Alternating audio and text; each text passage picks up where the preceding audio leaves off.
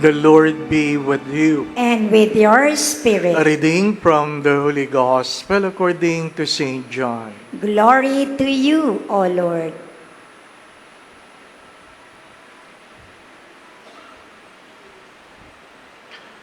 God so loved the world that He gave His only Son, so that everyone who believes in Him might not perish, but might have eternal life.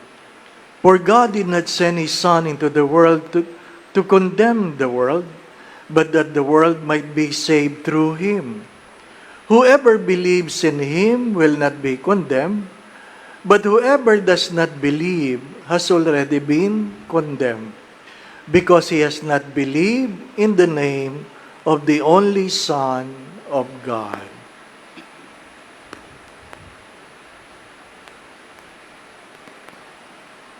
Brothers and sisters, the Gospel of the Lord. Praise to you, Lord Jesus Christ.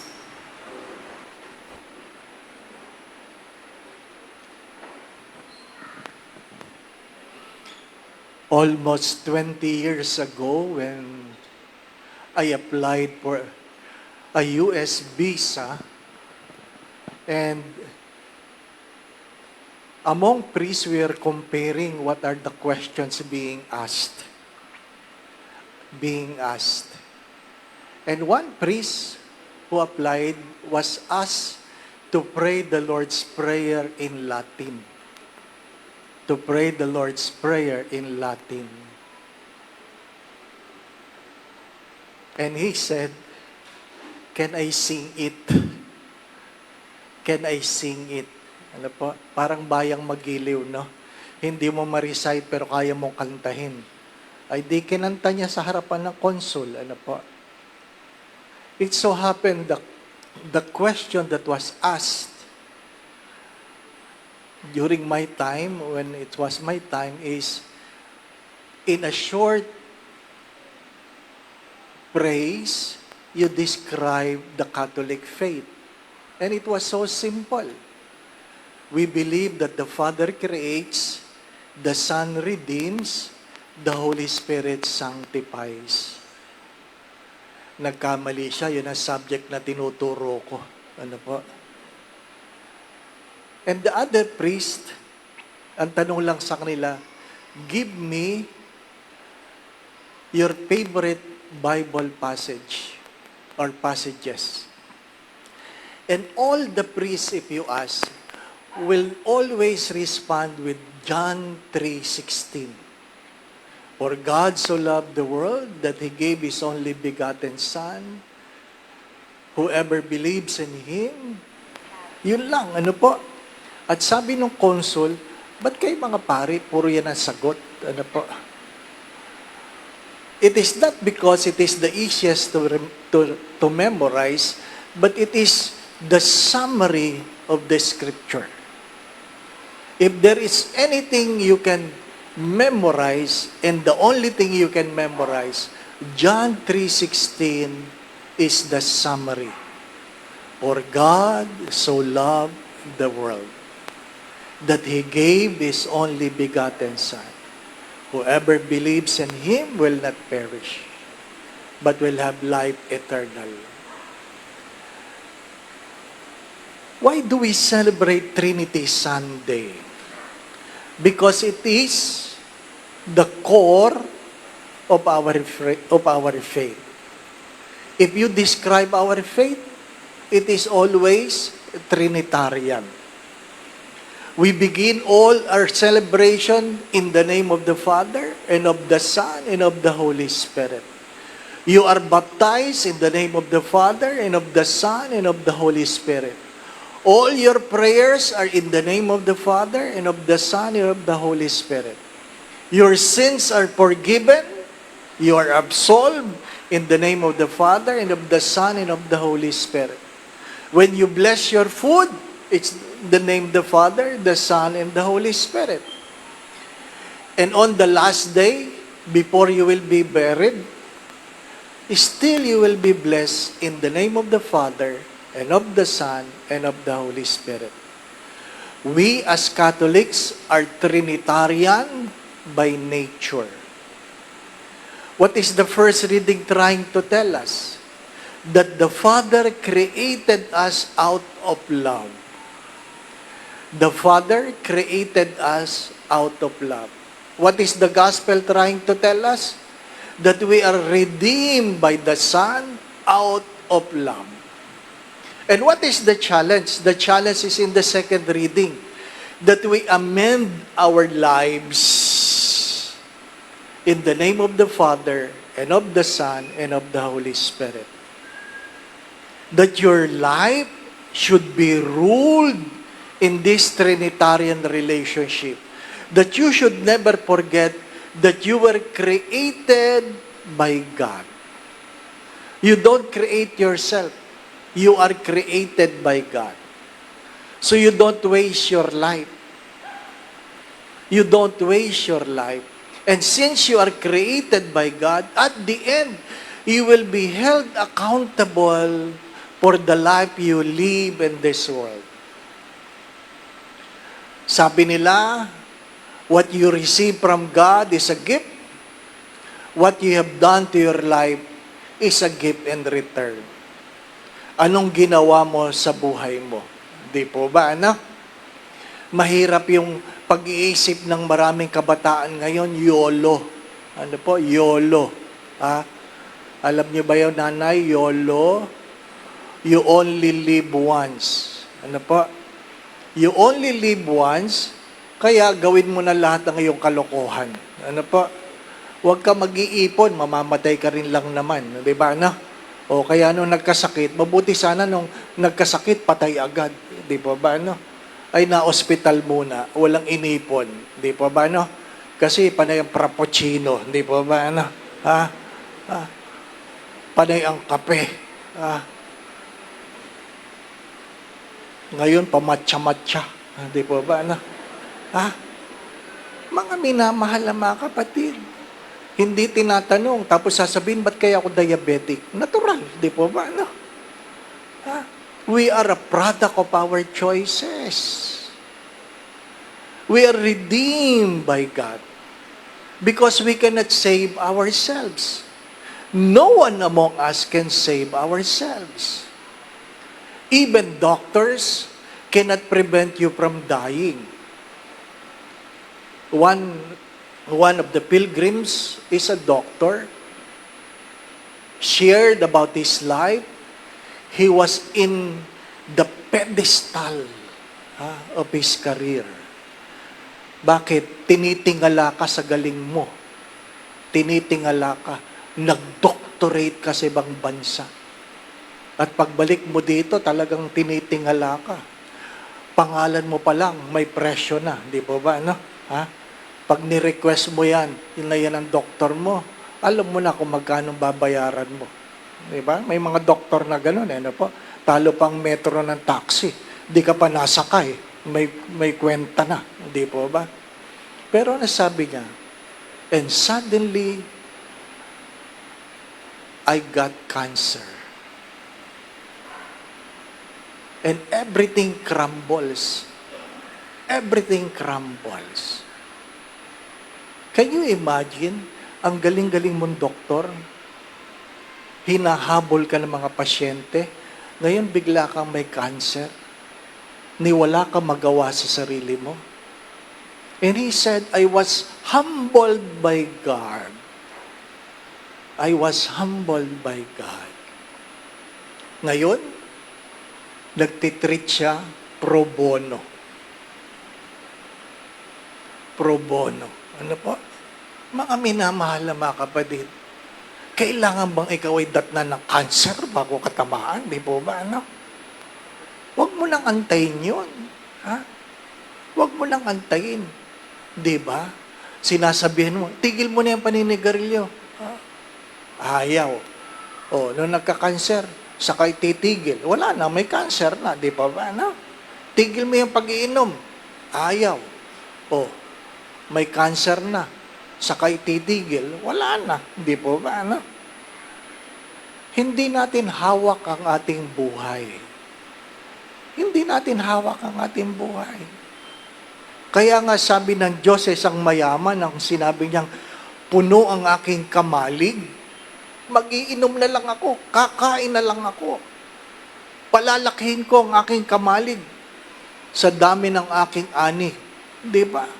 Ano sabi ng Diyos sa kanya? You fool, I will take your life tonight.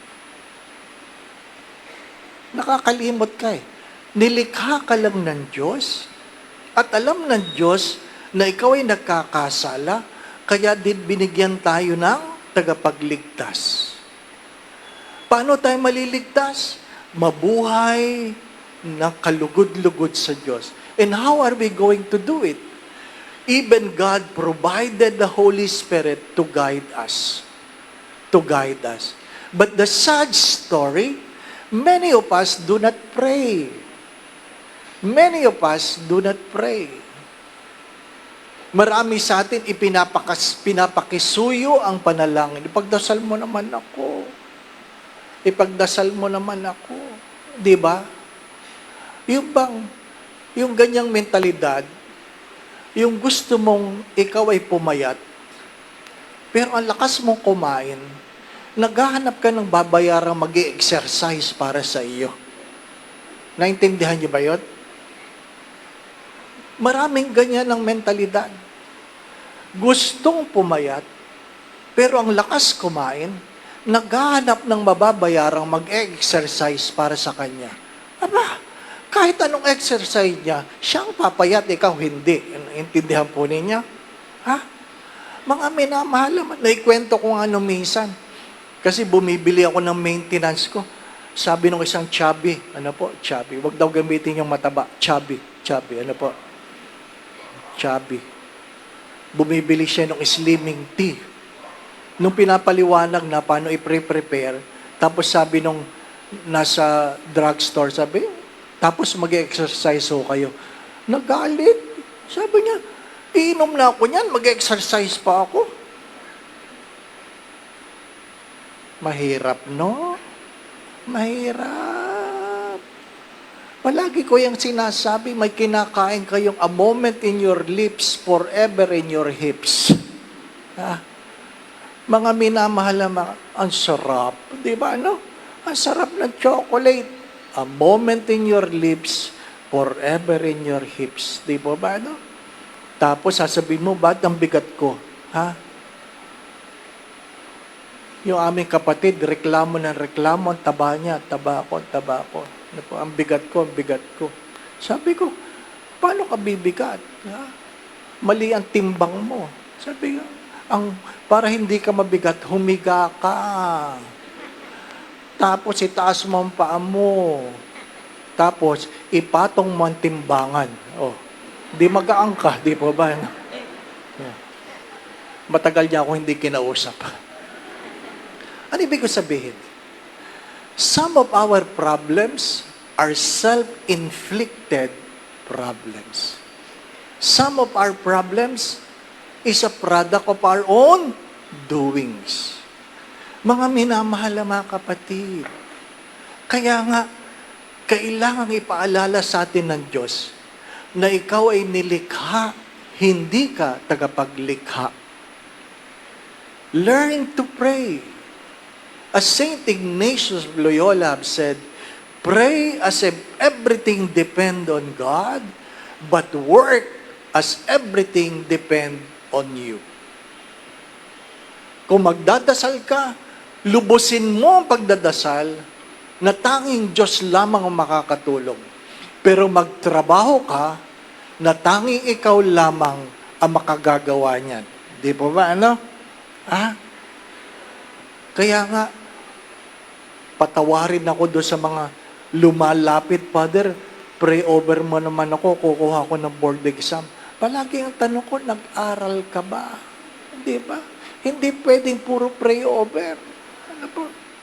Gusto nila pray over lang na pray over. Nag-aral ka ba? Hindi po ba? No? Nung tayo maliliit, yung iba sa inyo siguro, hinihigaan pang libro. Hari na, mapanaginipan mo ang laman ng libro. Di po ba? No? Ha? At yung iba sinasalok ang libro. Alam niyo ba yung sinasalok? Ha? Bubuksan yung page tapos sasabihin ganun. Hari nawa pumapasok. Ano po ba? Akala natin ganun ang buhay. Hindi. Tumanda na lang tayo. Hindi tayo natuto. Di po ba? Ano? Maiksi lang ang buhay. Maiksi lang mga kapatid. Ang buhay ay parang relo. Ano ibig ko sabihin? Kumilos ka o hindi, ang relo ay tumatakbo. Hello? Kumilos ka o hindi, ang relo ay tumatakbo. Hindi ka niyan aantayin. Huwag niyong kakalimutan yan. Ano man ang hindi niyo ginagawa ngayon na dapat yung gawin, gagawin niyo pa rin yan bukas. Kaya, gawin mo na ngayon. Di po ba, ano? Gawin mo na ngayon. Sapagkat hindi mo alam kung nandun ka pa bukas. Di ba? Huwag mong ipagpapabukas ang pwede mong gawin ngayon. Nakakasawa yung katuruan na yun, ano? Kasi maliit ka pa, narinig mo na yun eh. Pinapaalala pa ni Father, di ba? Mga minamahal na mga kapatid, look at your life. Examine your life. How much of the things you do, you are doing it out of gratitude to the God who created you. How much of the things you do, you help Jesus to redeem you. How much of the things you do, that you allow the Holy Spirit to guide you in what you think, say, and do. Amen. The shortest and the most powerful prayer you can say is to invoke the Trinity. Marami sa atin nakaugalian ito na pag dumadaan sa tapat ng simbahan, nag-aantanda. Di po ba, ana? Kahit ano simbahan yan. Kahit aglipay, kahit basta lang, ano po. But you forget to say the prayer. Ano po? Sa tapat ng simbahan, you say, bless me in the name of the Father, and of the Son, and of the Holy Spirit. Or you say, glory be to the Father, and to the Son, and to the Holy Spirit. You see a sick person, you can say, heal him, O Lord, in the name of the Father, and of the Son, and of the Holy Spirit. You don't have to memorize long prayers. Before you eat, you can say, bless this food in the name of the Father, and of the Son, and of the Holy Spirit. People dying, unable to say the prayer, will just make the sign of the cross before they pass away. My dear friends, this is our belief, and this should be our way of life. Trinitarian and nature. The Lord be with you. And with your spirit. And may Almighty God bless you and your family in the name of the Father, and of the Son, and of the Holy Spirit. Amen. The Mass has been offered. We go in peace to love and serve the Lord. Thanks be to God.